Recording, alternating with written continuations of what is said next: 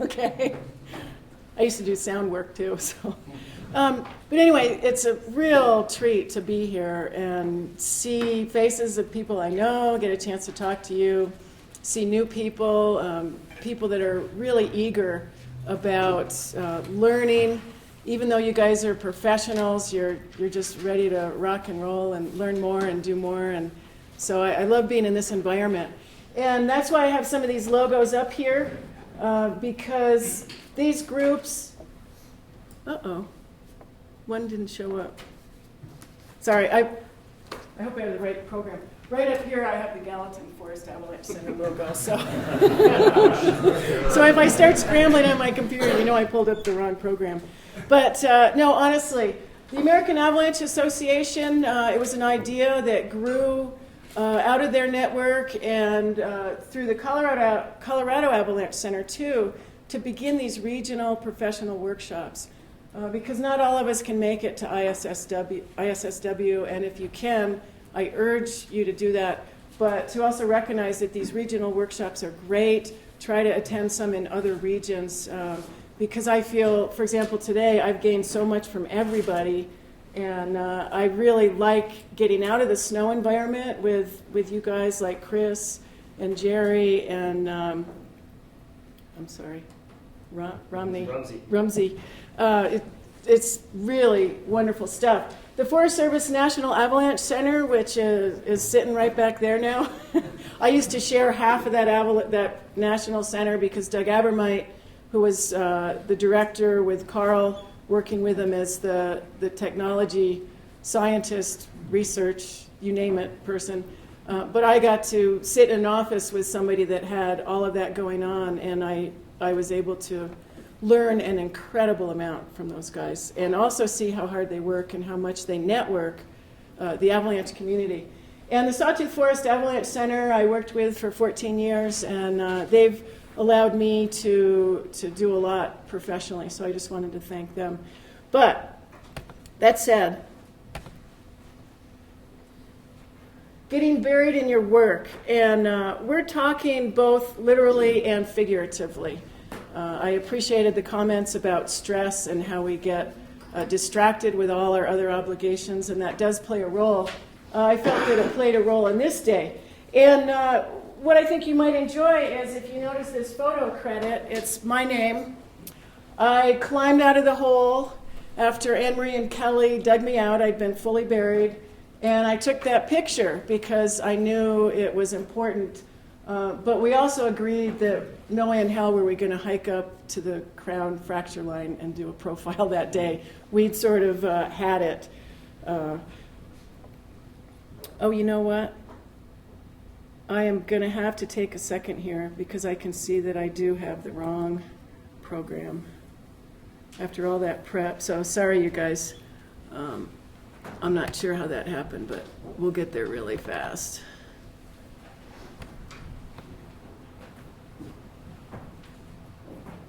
Okay. That's the one I wanted. There it is. There you go. Okay.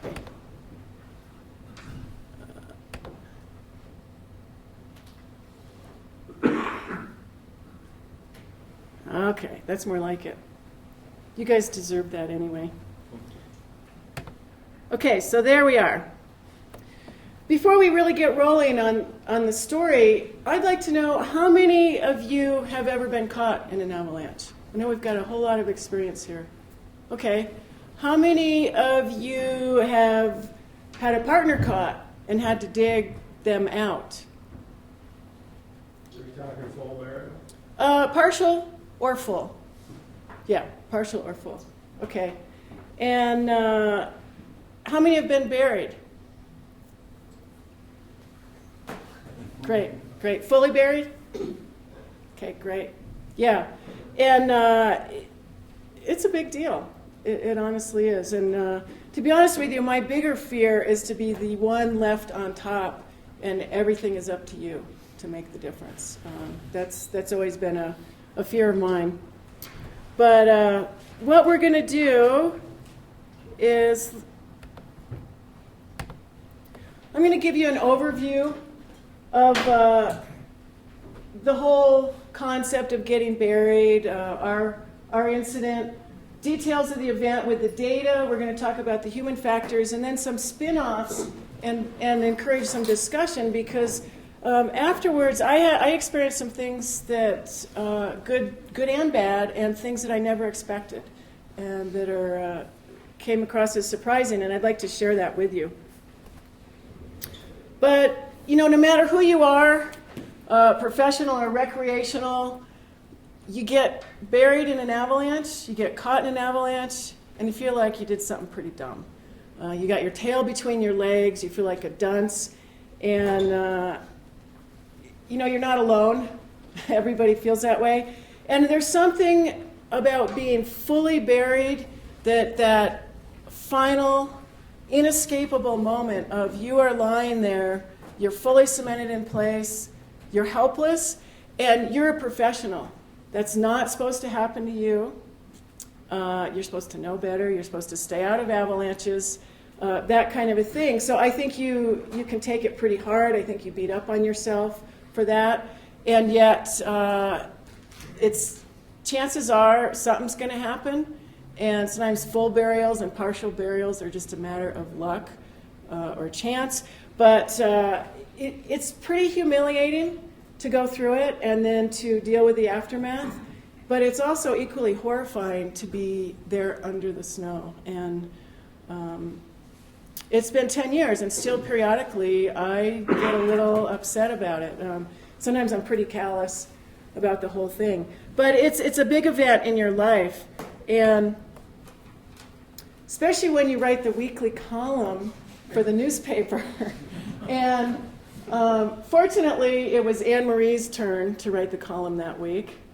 And so there it was. It was a few days later before we had to have our copy to the editor of the paper, because it's only a weekly paper.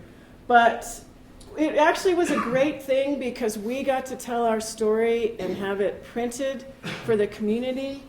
And there wasn't the interpretation that ran through the media that you often know how the media can skew things, whether it's intentional or unintentional, to put a spin on it. So, and part of our article was what went wrong and what went right. We were very honest. It was a good self-evaluation. And it really caught the attention of the community, so much so that we were also the political cartoon that week in the paper. And if you can read it, we're walking away, and, hey, thanks for digging me out. Can I buy you lunch? And, some things you have to have a sense of humor with, too. But it really was the talk of the town. And surprisingly, some of the things I had to deal with is that even before we got into town, that it was all over town, because we'd called the Heliski on the radio to warn them that there'd been a slide, that someone had been buried. They didn't realize it was a full burial. So the lift ops on Baldy at Sun Valley were scanning the radio. And so by 4:30 in the bar that afternoon, we were still coming back. It was all over town that a forecaster had gotten buried. So, you're dealing with this kind of dynamic too. But a little bit about it. I'm going to go through the details more as we get rolling. But we were 11 miles from a trailhead. We had gotten a report on a Monday of an avalanche triggered during moderate danger. It was a snowmobile-triggered slide. We don't know who did it. It wasn't that large. It was seen from the air by the Heliski guys, and it was out Baker Creek. It was a popular snowmobile area. So we really wanted to get better information for the snowmobilers. This was back in 2000, before we were really doing a regular snowmobile oriented advisory along with our skier advisory. And so we decided, I'd just gotten back from the National Avalanche School. I'd been teaching the field session in Jackson Hole for about 4 or 5 days. So already you can see a couple things going on here in your mind that, okay, I'd been away from work, I had a lot of things stacked up. I'd paid attention to the advisory, but I wasn't totally dialed into the conditions. And even though we had moderate danger, we'd had a little bit of snow, we had a wind event after that slide was triggered, So Monday was the report of a slide, maybe even triggered Sunday. We'd had no avalanche activity. We really wanted to see what was going on. We did have some faceted snow that had been near surface facets that had been buried, but no activity, that kind of a thing. Wednesday, we had a wind event with a little bit more snow. And Friday, I didn't get back till Thursday. So Friday, Anne Marie and I partnered up and had a field partner, Kelly O'Neill, who was very experienced, a great person to take along. So that's a bit of the gist of it. So I'm jumping around a little bit. I wanted to give you that overview, which I missed because I screwed up my PowerPoint in the beginning. But the other aftermath that was interesting is our Avalanche Classes. We still had a few more left that season. We're booked full. We used to also do weekly beacon trainings outside the Forest Service. You know, you get 2 or 3 people showing up. It's people that wanted to learn how to use a beacon. Well, we had well over 20 people that next week, because even very experienced people going, I don't practice with this thing. I need to know how to use it. Because if Janet and Anne Marie, the conservative, smart, careful forecasters, if they had something like this happen and she survived, we want to know how we can have the same success if something happens. And how many of you have found yourselves in this situation? Can you read it? Everybody read it? If you can't. One door says, damned if you do, one's damned if you don't, and the devil's poking him in the back, saying, come on, hurry up, make a decision. So I know we find ourselves in these circumstances. And I know a lot of you have been through this particular picture before, but how many people don't see a white arrow in this picture, on this FedEx truck? Oh, you guys have all had it before. Do you remember the first time that somebody walked over and pointed out the arrow to you? Remember that? Aha. And how many, oh great, we got an honest person here just a few weeks ago. So it makes you realize how many times you've seen these trucks driving around town, you never saw a white arrow on it, and unless you were really looking for a white arrow, you didn't see it. And then once you saw that white arrow, you probably ran a stop sign somewhere because you were so busy looking at all the freaking white arrows on FedEx trucks that you didn't notice the stop sign. But what I'm getting at is we do have these events happen. We have these things happen. And then there's, whoa, okay. Then there's just bad luck, all right? Do you guys want to see that one again? Yeah. Okay. Whoa. Okay. So here we are at Rumsey. There I was. Okay. Anne Marie, myself, and Kelly O'Neill.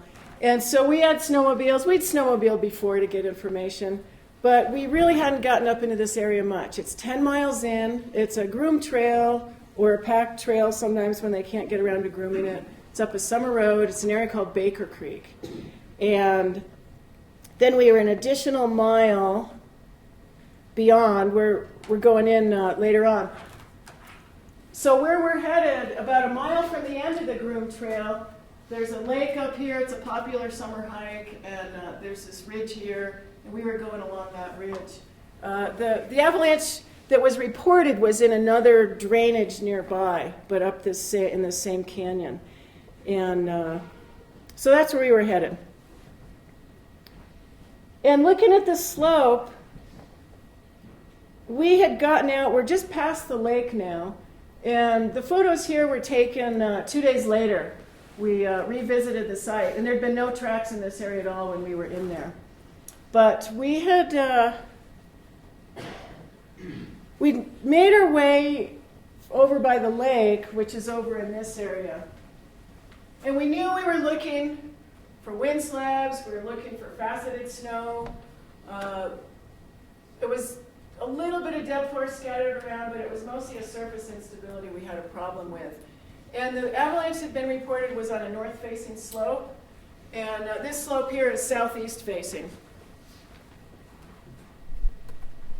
So we thought we wanted to get over here. We'd done some stability tests, we dropped some cornices, we'd done a lot of different observations along the way. So we thought, well, before we leave, let's get a look on a shaded slope. So our plan, and as we went along the top of the ridge line. We tried to release a slide. We had some wind slabs. We didn't have any propagation. We had some plating around your skis. You know how you get the chunks plating, but you don't get the shooting cracks. So we definitely had that going on. In some places we had facets underneath the little chunks we'd pull out. So we discussed our options and decided that we would go along the ridge, checking things out here, made our way down, then we'd go down to the end of the rocks. Up here, we definitely spent a lot of time considering our options and what we were going to do. We go, well, we can go back and all the way around and get into that area going this way. We can go down the ridge and go back this way, but it seemed a little bit steeper. In fact, it definitely was steeper than everything we had going on in here. Was low 30 degrees, and it's hard to tell in this photograph because it distorts some of the slope angles and things.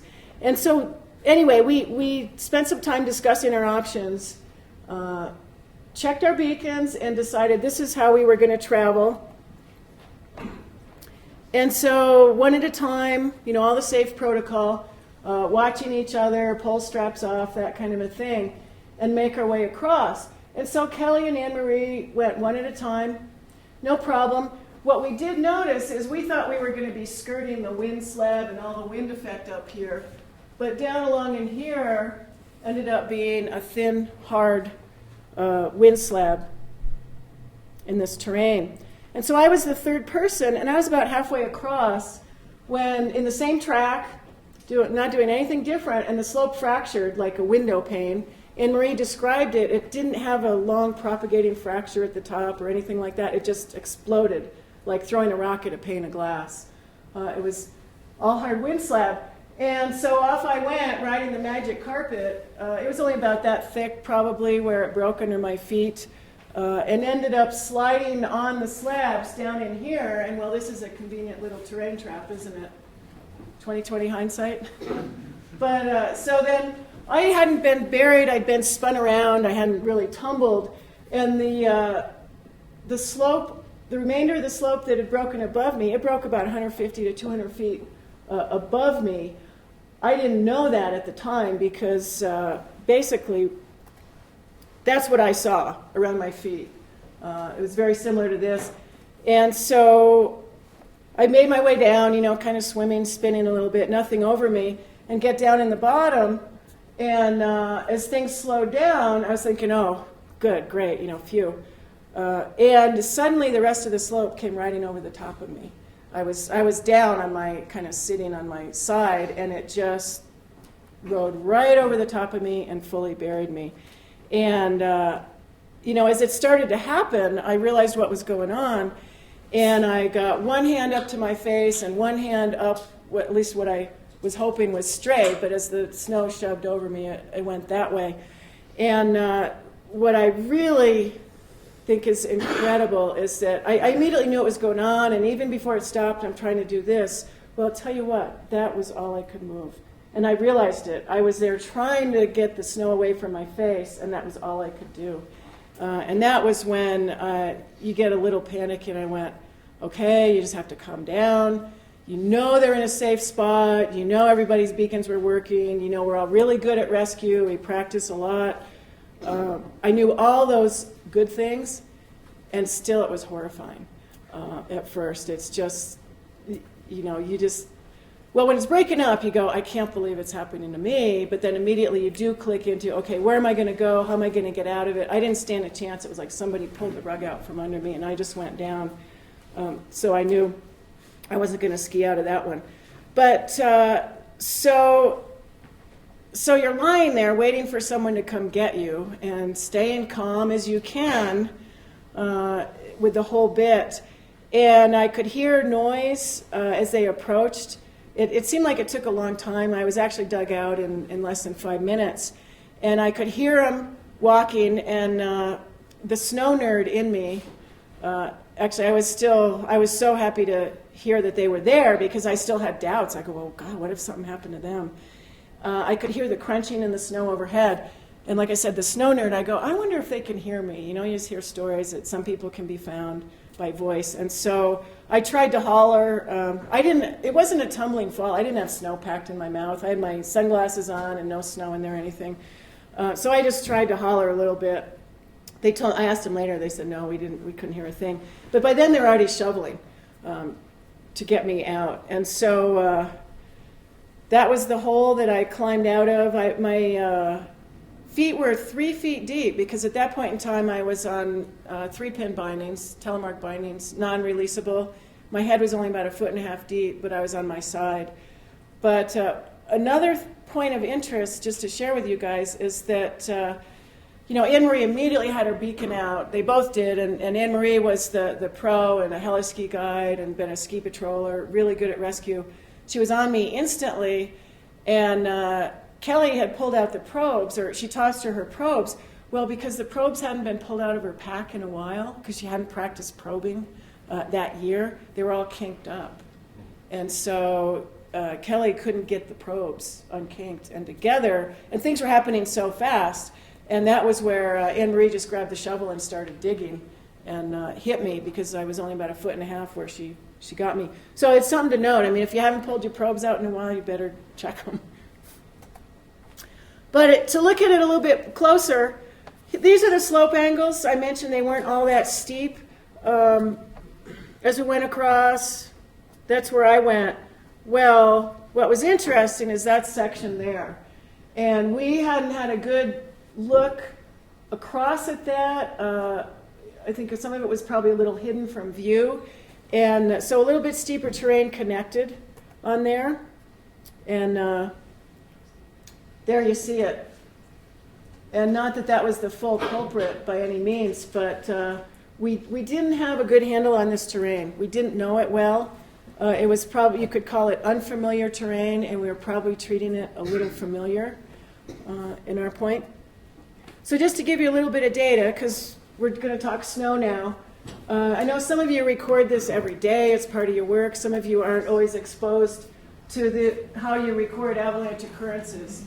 Hard slab. Go ahead, holler out whoever wants to. AS? What kind of trigger? Yeah. R2D2, what's that mean? Size? Yeah. And the U.S. system shifted to these two relative size to the entire slide path, and D2 destructive force. D2 you can bury a person. You're probably not going to bury a car in that. So this is just some of the data on it. It was about 150 feet wide, so pretty good size. Fracture line up there. There was one little place that was 45 centimeters, 18 inches thick. Well, a lot of it was 6 inches, so shallow. We didn't really see facets, but I'm almost positive facets were under there because we knew we had some nearby. Okay, other information that's important to have about when an avalanche happens. Aspect, layering, burial information. But let's look at the terrain. Was it steep enough to avalanche? High alpine, rocky, southeast. In relation to the wind, it's exposed. Scouring and deposition. Let's look at the avalanche hazard checklist. You guys ever use that Snowpack weather terrain from Doug and Jill's book? Red light, green light, yellow light. What kind of light would you give this? We in fairly serious terrain? Yeah, okay. So red light terrain. And I just want to point out here, that because this is a sneaky place. We've had a lot of accidents there since then. I kind of started a trend, I guess. But this is a lot of what you see hiking up in there in the summertime. I knew this terrain pretty well in the summer. I didn't really know it in the winter. Early winter, the next year I went in there, look at that. That's that exact same basin where I was buried. That's a lot more filled in with snow than you realize. And that's telling me it gets a huge amount of snow and wind in there, much more than I recognized. And just to point out, you're not going to be able to read all this stuff. Here's the end of the road where we parked the snowmobiles.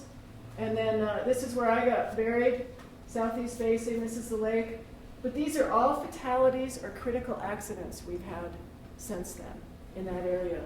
It's a north-south ridge line. It gets a lot of wind. It gets a lot of snow. It gets a lot of access. Snowmobilers get in here and they can run backcountry routes over all these ridges, and consequently, it's one of those areas, because of a lot of people and because of the conditions, it's an interesting spot. It's a little bit of a vortex. It's been recognized as a nasty place since then. But the advisory information we had about the snowpack, minor danger, shallow snowpack, north aspects, facets, near surface facets, isolated wind slabs from winds 2 days earlier. Yellow, red, green light on this? What would you guys give it? Yellow. Yep, that's what I'd give it. And just quick popping this up here because we're talking continuing education. The danger scale, again, moderate danger, heightened avalanche conditions, specific terrain features, evaluate carefully, identify features of concern. That's exactly what we had then. Of note is that we had people going all over the place then. Even the fact that it was before there was a closure enacted, we had snowmobiles high marking in Galena Peak, which gets a lot of wind, can have a pretty high alpine, nasty snowpack. We had all that going on that day, and we didn't have slides anywhere. So part of what I want to have you recognize is it can happen to me, it can happen anytime, it can happen anywhere, and it's where some other things come into play. So we'd only had a few inches of snow, a couple inches, actually 4 days prior. So red, yellow, green light. Yeah, you could give it yellow going into that.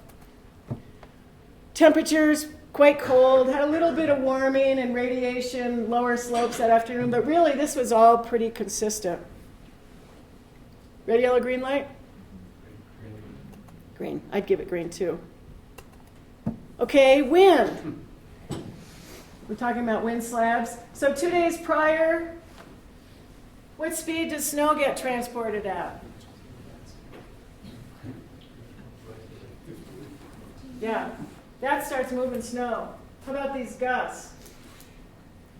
These weather stations are 10 to 15 miles north and south. So are we getting wind in this area? Yeah. And we had hard wind slabs, that proved it.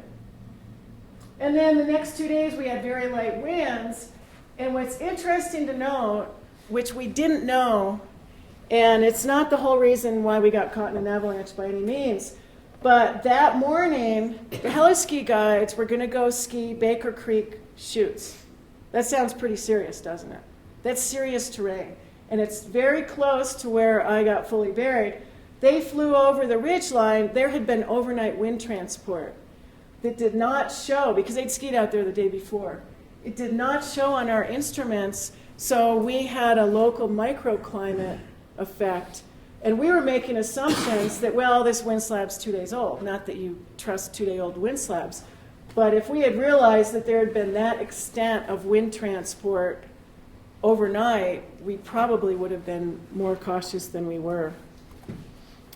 But anyway, yellow light, red light, given the fact that overnight winds also.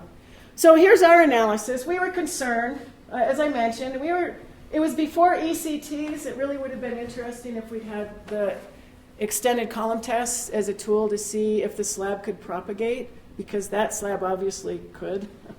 All our other tests were compression tests and roosh blocks, and they were definitely showing us we had a wind slab on a weak layer, but couldn't really tell if it's going to propagate. We definitely took our time. We emphasized the safe travel protocol to travel the route of choice. But these are some factors, I think, that really led to getting caught in a slide. We underestimated the area. We were treating unfamiliar terrain as if it were more familiar. You know, undercutting a wind slab, I'm certainly a lot more cautious now. And partly I had come back from Jackson, and we had spent a lot of time teaching, running routes with the patrol, being in the backcountry with our field session for the national school. We spent a lot of time on wind slabs because we'd had that same wind event on Wednesday. And so I was probably a little too confident on wind slabs because of that. You know, I can't emphasize how much you see one thing under your feet in one place, you go someplace else. It's really hard not to be biased by that, even though you tell yourself you're not going to be. Anyway, we really couldn't see that upper part of the slope. Again, we underestimated the slope. We didn't catch the overnight wind effect. And we were starting to focus on the north aspects because we weren't finding a whole lot on these other aspects, things like southeast. But I do want to emphasize, since then, too, I've paid a lot more attention to southeast aspects, and they are real culprits. We just had a slide cycle on southeast aspects because of the faceting. They stay pretty darn cold until you get into March. Then they start getting more sun. But the human traps, we talked about these a little bit, and I just want to bring this out. Others are doing it, the tracks, or the other thing Lynn reminded me, social proof. You know how everybody just skis great under the chairlift? It's that performance in front of a big group. It's not a known group. Whereas this acceptance, this is where you want to be really accepted in your group. But familiarity, commitment, we were very committed to getting good information for the snowmobilers. We wanted to be accepted by them. We wanted to get good info for the forecast. I felt I was behind in things. I really wanted to get on top of it. Those were some of the key factors involved in us. But so we talk about persistent weaknesses in the snowpack. And I'd like to point out that since then, I've found that I have a couple of these traps that I consistently will tend to fall into or be more influenced with. And so those are my persistent weaknesses. Whether it's the commitment, familiarity, that kind of a thing. God, there was something I wanted to mention. Sometimes you're hesitant to speak up because you don't want to rock anybody's boat. I think that's a big one in a lot of the accidents that we see in the recreational public. There's always this little voice at the back of the pack that isn't sure about things. And there's ways you can deal with that. So anyway, I think it's a good tool. It's not the only tool. I really like this chart out of Bruce Tremper's book because I'll tell you what, that was the 4th year I was with the Forecast Center. I'd done a lot of guiding. I'd done a lot of work in the snow. But that was my 4th year forecasting. And every morning that year, leading up to this event, I'd look at myself in the mirror and I said, you're getting pretty comfortable with this. It's your 4th year. You're really vulnerable because of all the factors and the factors that we were discussing today as far as being a professional. And so I was telling myself that every single morning, and yet I still got caught because I knew I was just headed for something with that as far as my ability to process things. But anyway, that ignorance is bliss stage, wasn't that great? Wasn't that fun when you were there skiing? But you take a ride, this is before you start working. Classes, learn some more, you turn into a professional, and then you go through these events. And you're never going to have that sureness and confidence that this is the way it is. I know all the answers. And you're going to make probably more conservative choices, unless it's low danger and you're really happy with it, that kind of thing. But I think this is a real motto that everybody should pay attention to. And I just wanted to throw up here, you put it in basic terms, because this happens pretty much every avalanche accident. Underestimate the conditions, overestimate your ability, and that poor communication among members in the group leading up to it. So, be realistic.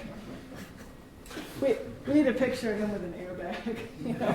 I mean, airbags are great, don't get me wrong. They're very effective. You guys know Henry Munter, he's my stepson. He was buried 4 feet deep with an airbag up in the Chugach last year and dug out fine, the whole bit. But that's where an airbag really worked because the debris was much deeper than that. But anyway, be realistic, whether it's equipment, whether it's conditions. As Carl says, where's the data? Let's look at the data. Especially, you know, we talk about certainty versus uncertainty, and this is a big one for us as professionals because there's times where I feel pretty damn good about things. And in fact, when it's really stable, low avalanche danger, often professionals don't trust it because of these things. You can be almost overly cautious about things. But that said, there's that big gray zone. You know, we know when it's really bad, we know when it's really safe, but that gray zone, and how confident are you with the conditions in the gray zone? Now let's say, I'll throw something out at you guys. Let's say we have a foot of new snow, came in cool, started to warm up, and no wind. Do you think we got an avalanche problem? Let's say at the ski resort. Starting out the morning, foot of new snow, little top heavy? Yeah. Okay. Same in the backcountry? You guys figure that? Okay. Let's say we go a day or two with that. Mild temperatures. Are you anticipating much of a problem, or do you think it's going to stabilize fairly rapidly? Pretty rapidly. Fairly rapidly? Okay. Let's say you get that same storm on near surface facets, persistent weak layers. How are you going to feel? Are you going to be confident a day later 2 days later? Are you going to be confident? No, you're going to be concerned. So that's some of it. But when we, especially Carl, I'm not going to say we, I should say when Carl worked on revising the danger ratings, there was a lot of good info came out of it in finally getting to the ultimate goal, but about confidence in a forecast. And you have good confidence, fair confidence, or poor confidence, because that, again, is going to influence your decision of where you go in the snow, in the terrain, and how you go, your confidence. So these are all items that came into it. I'm not going to go through them all or list them.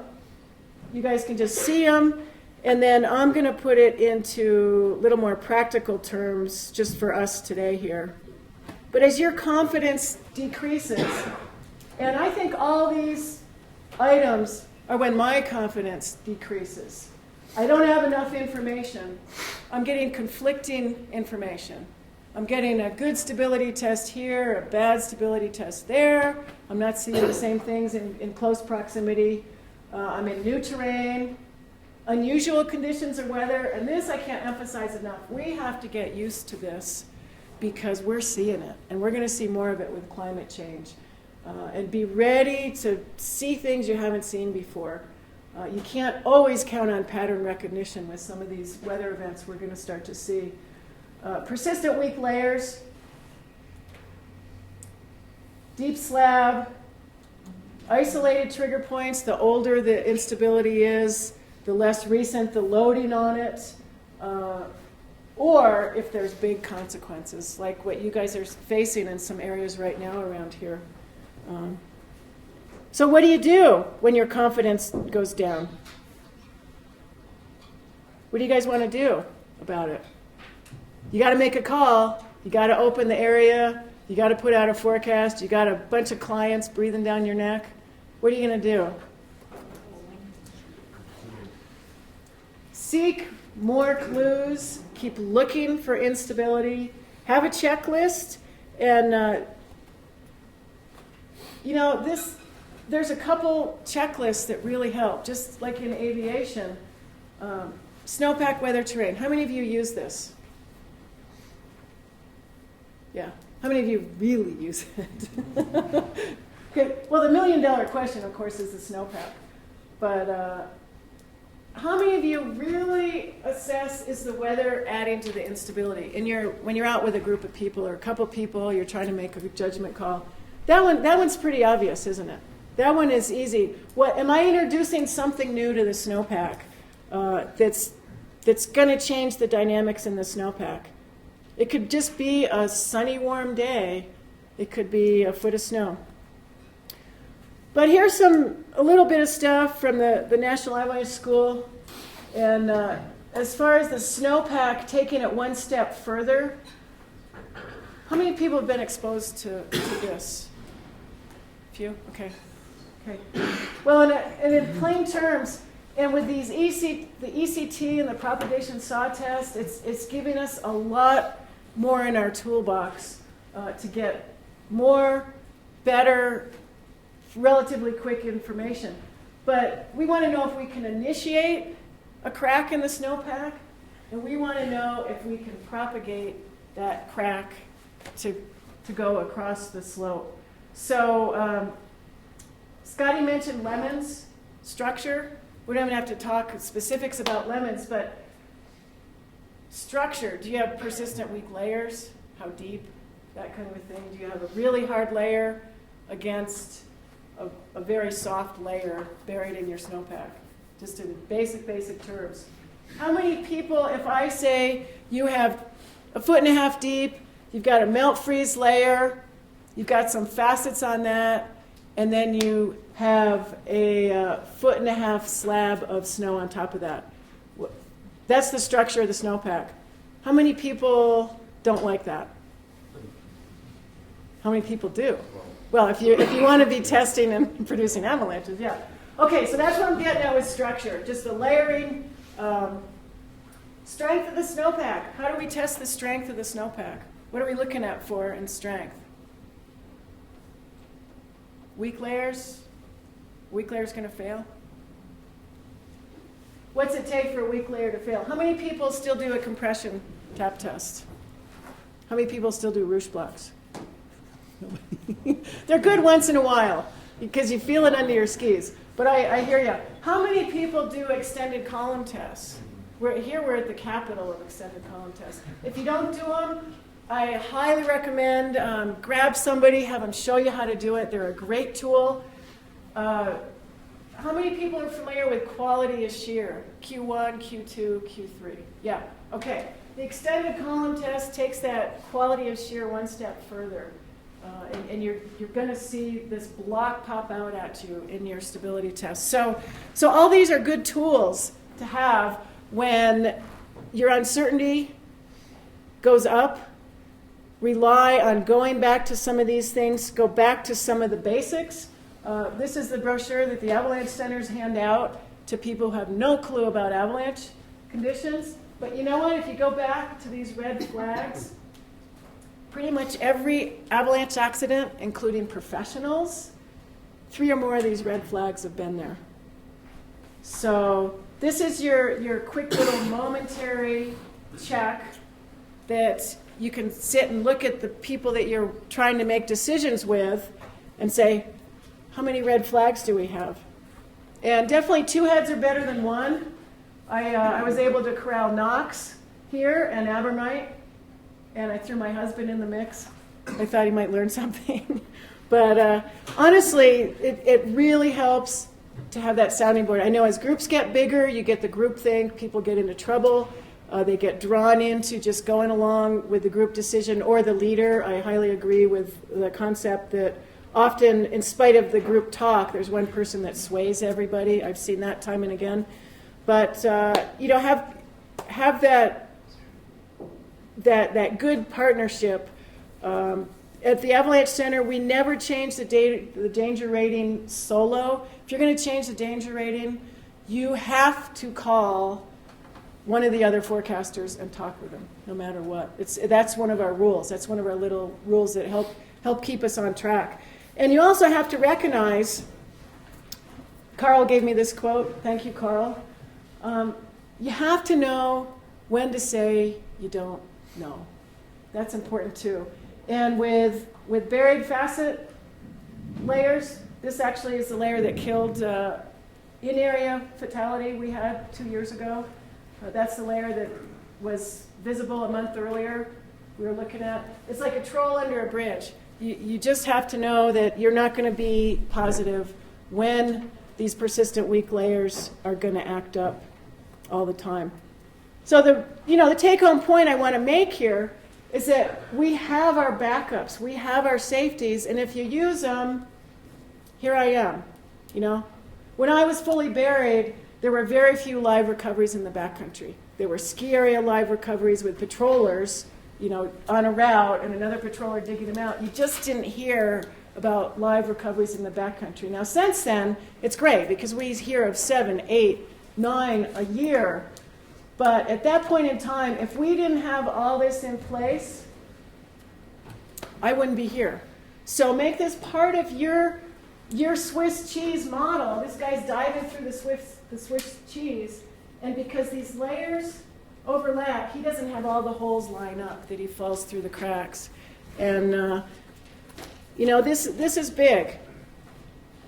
And I encourage everybody to go out and practice rescues. It's like you've heard from the other people here today, is these scenarios, these practices, not just digging up a beacon in a snowbank. And I know ski patrols are great because they make the opportunity, they make the time to go out and have some burials, have rescues, get scenarios with some of the curveballs, and take it very seriously.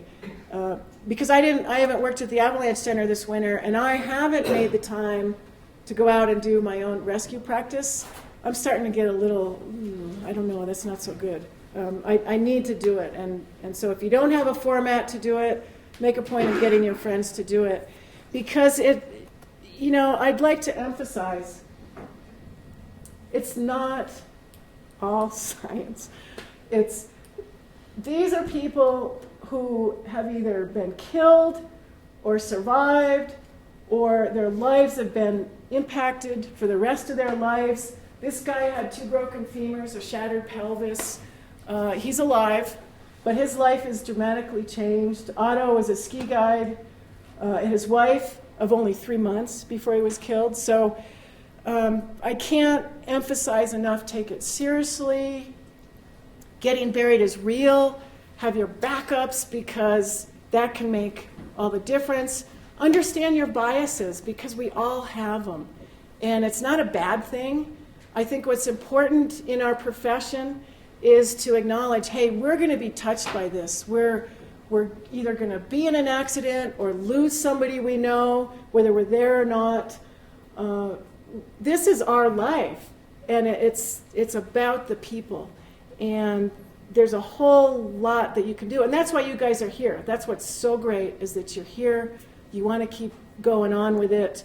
And you all have your own page. I'm sure that you could take these pictures out and put other pictures in.